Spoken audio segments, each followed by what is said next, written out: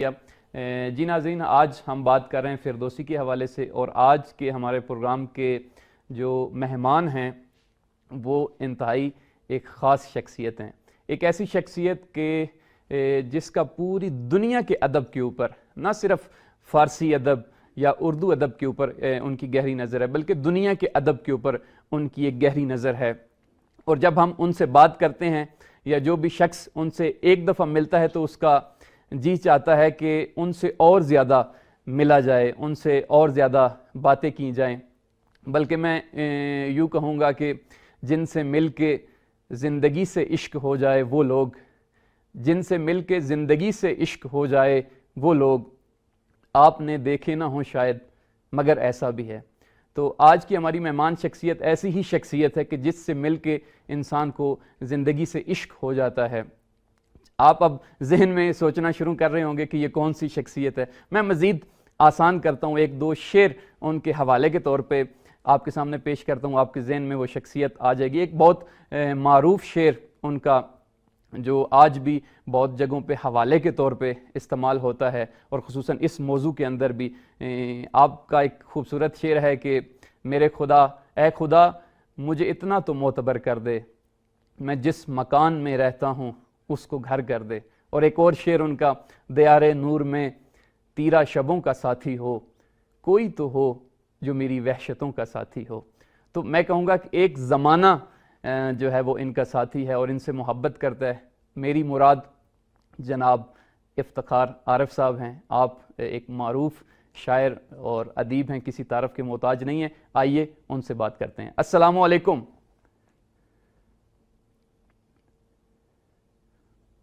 السلام علیکم.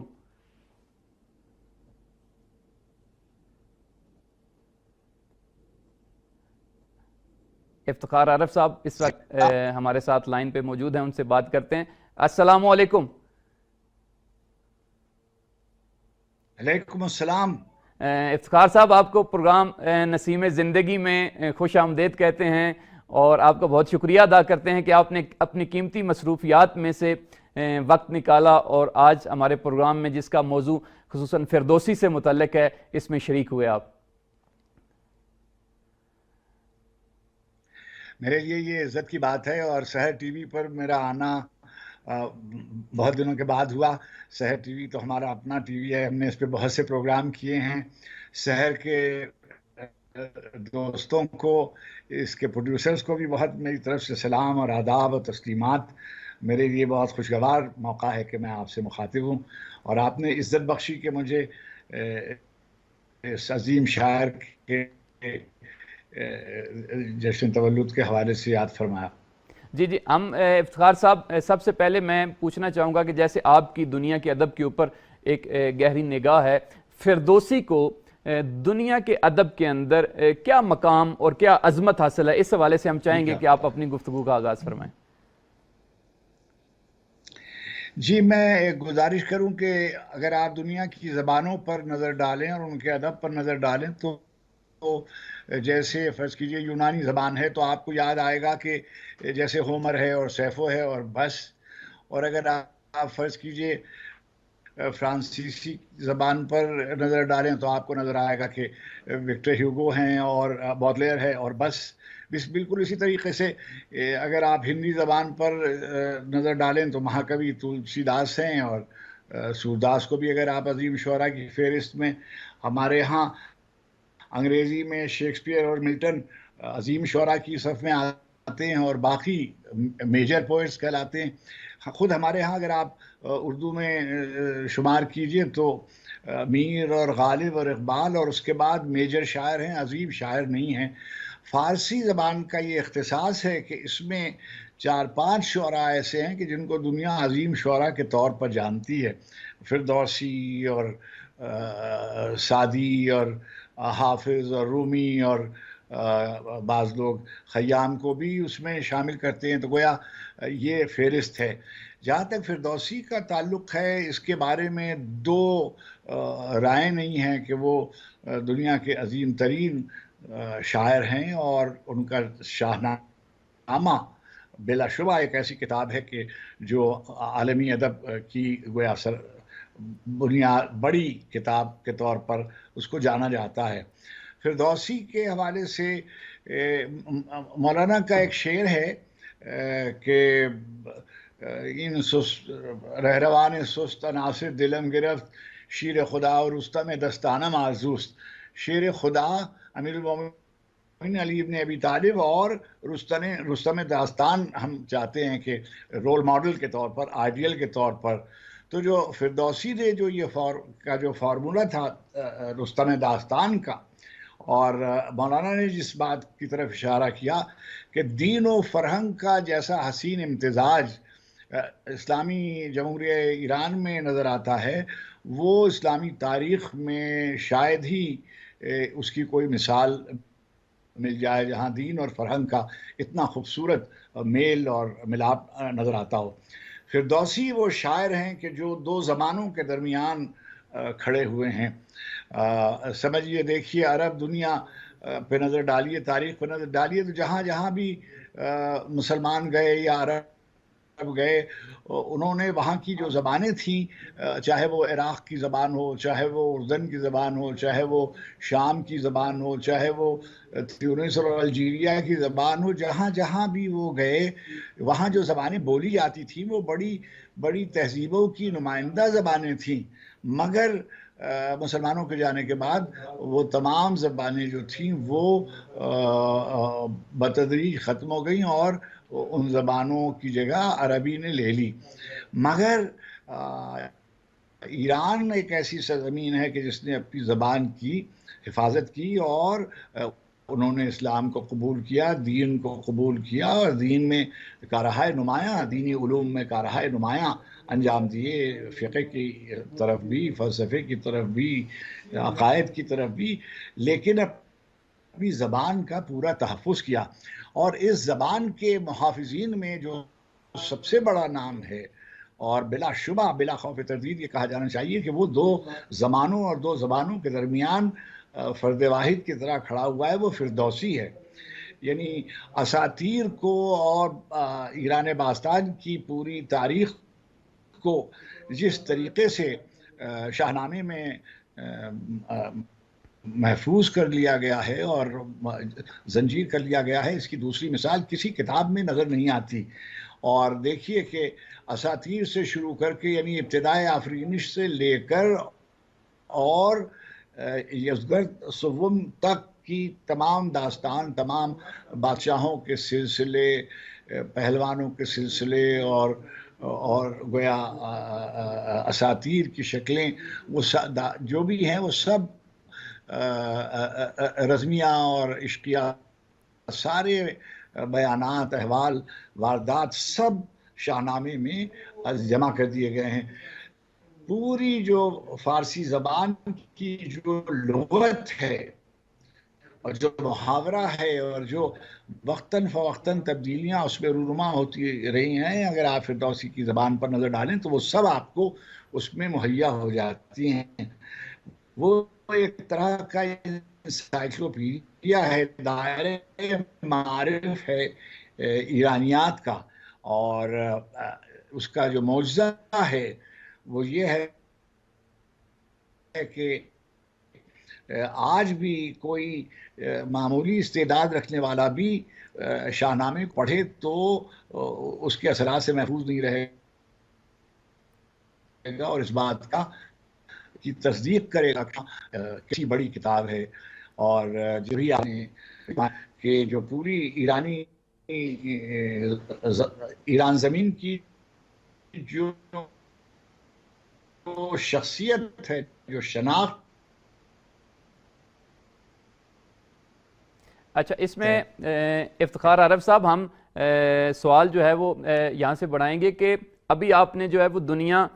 کے جو ادب ہے اس میں سے فردوسی کا مقام، عظمت، اس کو بیان کیا۔ اس کے ساتھ ساتھ یہ بھی چاہیں گے کہ آپ جو ایران کے مختلف فارسی گو شعراء ہیں ان کے اندر خصوصاً فردوسی کا مقام، اور اس کے ساتھ ساتھ فردوسی نے اپنے حوالے سے جو موضوعات بیان کیے اس حوالے سے بھی ہم چاہیں گے کہ اس میں اضافہ کیجیے گا۔ جو قدیم ایران ہے اس میں یزدان و اہرمن کی بحث ہے، اور اس کا ذکر شروع سے گویا مذہب زرتشت سے پہلے بھی اور اس کے بعد بھی جو خدا کا تصور تھا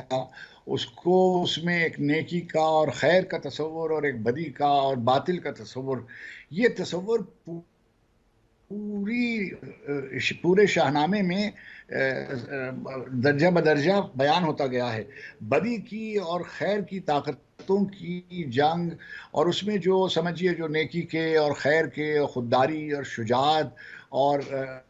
سمجھیے سخاوت اور قناعت اور گویا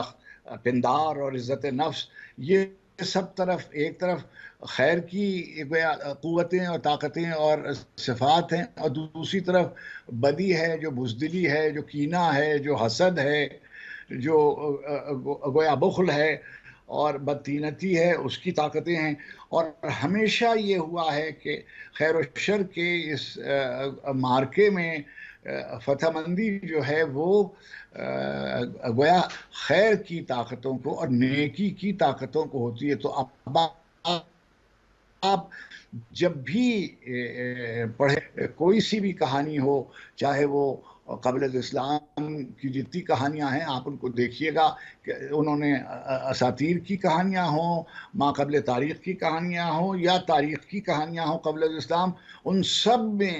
جو واحد تسلسل اور روایت ہے وہ یہ ہے کہ ایران میں کبھی بھی بدی کی طاقتوں کے ساتھ عوام نے سمجھوتا نہیں کیا، اور ایران ہمیشہ سے خیر کے ساتھ، عدل کے ساتھ، شجاعت کے ساتھ، مساوات کے ساتھ، نیکی کے ساتھ جڑا رہا، تائیں کہ دین اسلام کا ایران میں بول بالا ہوا۔ تو یہ جو ایک بنیادی کام ہے کہ جس کے بارے میں اب یہ کہا جاتا ہے کہ بھئی جو جدلیات ہے، جس کو آپ ڈائلیکٹک ہے، ہسٹوریکل ڈائلیکٹکس جو ہیں، اس کو آپ دیکھیے اور ڈائنمکس کو دیکھیے تو آپ کو اندازہ ہوگا کہ کبھی مثلا آپ یہ نہیں دیکھ سکتے کہ ایران نے کبھی بھی کسی دوسرے ملک پر حملہ کیا ہو، یا کوئی اس طرح کی کوئی زیادتی کی ہو وغیرہ وغیرہ، یا کوئی بزدلی کا مظاہرہ کیا ہو۔ آپ دیکھیں گے کہ جتنے آپ نے بھی پہلوانوں کا ذکر کیا، جتنے بھی پہلوان ہیں وہ سب شجیع ہیں، اور سب جو ہیں وہ صاحب پندار ہیں اور خوددار ہیں اور عزت نفس کی حفاظت کرنے والے لوگ ہیں، اور کبھی بھی دشمن پر گویا بزدلی سے حملہ نہیں کرتے۔ اور جتنے اعلان شاہنامہ جو ہیں ان پر غور فرمائیں تو ان میں دیکھیں گے کہ ایک روایت ہے جو پہلے سے، یعنی تمام بادشاہوں کے جو جتنے دور ہیں ان سب میں مستقل نظر آتی ہے۔ جی بہت بہت شکریہ افتخار صاحب۔ ہم چاہیں گے کہ آخر میں آپ سے کچھ جو کلام ہیں وہ بھی ہمارے ناظرین سننا چاہیں گے، تو اپنے کچھ کلام سے بھی ہمیں ضرور نوازیے گا۔ دیکھیے، فردوسی اور حافظ اور سعدی کا ذکر ہو، اور خیام کا اور رومی کا ذکر ہو، اور پھر آپ مجھ سے شعر سنیں تو یہ میرے ساتھ زیادتی ہے، مگر حق کے حکم کی تعمیر میں ہم یہ سمجھتے ہیں کہ یہ تسلسل جو ہے وہ الحمدللہ جاری ہے، اور جو رفتگاں کا جو ورثہ ہے وہ آپ جیسے بڑے شعراء اور اساتید کی شکل میں آج بھی الحمدللہ ہمارے پاس میسر ہے، اور ہم افتخار کرتے ہیں کہ آپ اردو ادب اور اسی طرح فارسی ادب کے اوپر جس طرح نگاہ رکھتے ہیں، آپ ہمارے لیے ایک اثاثہ ہیں۔ تو ہم چاہیں گے کہ آپ اپنے کلام سے ہمیں اور ہمارے ناظرین کو ضرور نوازیے۔ مجھے یہ شرف حاصل ہوا اپنے بہت ہی محترم دوست ڈاکٹر حداد عادل، جو رئیس فرنگستان ایران ہیں اور بنیاد سعدی کے بھی وہ رئیس ہیں، ان کے ساتھ مجھے اتفاق ہوا تبریز جانے کا، خوئی جانے کا۔ تو مزار شمس تبریز کی جو تجدید نو تعمیر کی تھی اس میں مجھے حاضری کا موقع ملا، تو وہاں میں نے غزل لکھی تھی، وہ میں آپ کو سناتا ہوں۔ جی ارشاد عطا کیجیے۔ میان حلقہ موت و حیات رقص میں ہے، واہ، میان حلقہ موت و حیات رقص میں ہے، اکیلا میں نہیں کل کائنات رقص میں ہے۔ سبحان اللہ۔ میان حلقہ موت و حیات رقص میں ہے، اکیلا میں نہیں کل کائنات رقص میں ہے، اتاق کنگرے عرش کے چراغ کی لو، واہ اتاق کنگرے عرش کے چراغ کی لو کسی گلی کے فقیروں کے ساتھ رقص میں ہے، سبحان اللہ، ہر ایک ذرہ ہر ایک ذرہ ہر ایک پارے زمین و زمان، ہر ایک ذرہ ہر ایک پارے زمین و زمان کسی کے حکم پہ دن ہو کہ رات رقص رقص میں میں ہے، ہے، واہ واہ، کسی کے حکم پہ دن ہو کہ رات رقص میں ہے، کسے مجال کہ جنبش کرے رضا کے بغیر، واہ، کسے کسے مجال مجال کے کہ جنبش جنبش کرے کرے رضا کے رضا کے بغیر، بغیر، کسے مجال کے جنبش کرے رضا کے بغیر، جو رقص میں ہے اجازت کے ساتھ رقص رقص میں ہے، واہ واہ واہ واہ، کیا عمدہ شعر ہے، اجازت کے ساتھ رقص میں ہے، میں اپنے شمس کی آمد کا منتظر تھا، سو اب میں اپنے شمس کی آمد کا منتظر تھا، سواب سو اب میرے وجود میں رومی کی ذات رقص رقص میں میں ہے، ہے، واہ واہ، میں اپنے شمس کی آمد کا منتظر تھا، سو اب میرے وجود میں رومی کی ذات رقص میں ہے، اکیلا میں نہیں کل کل کائنات کائنات رقص میں ہے، رقص۔ واہ۔ جی بہت شکریہ جناب افتخار عارف صاحب، آپ کا اپنے قیمتی وقت میں سے وقت نکالا، ہم پوری ٹیم کی طرف سے اور سحر چینل کی انتظامیہ کی طرف سے آپ کا بہت شکریہ ادا کرتے ہیں اور امید کرتے بہت ہیں کہ مہربانی، انشاءاللہ بہت آئندہ کرم بھی آپ، فرمایا آپ نے، تمام شہر کے دوستوں کو میرا بہت سلام، جی ضرور انشاءاللہ، اپنا ڈھیر سارا خیال رکھیے گا، دعاؤں میں یاد رکھیں، خدا حافظ۔ اللہ حافظ۔